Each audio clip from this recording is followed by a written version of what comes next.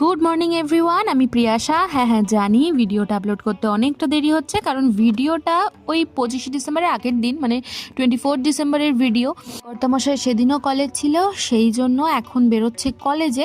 আর উনি কলেজ বেরিয়ে যাওয়ার পরে আমি স্নান ধানটা সেরে নিয়েছি, কারণ শীতের সকালে স্নানটা হচ্ছে বড় কাজ আর ঝামেলারও বটে।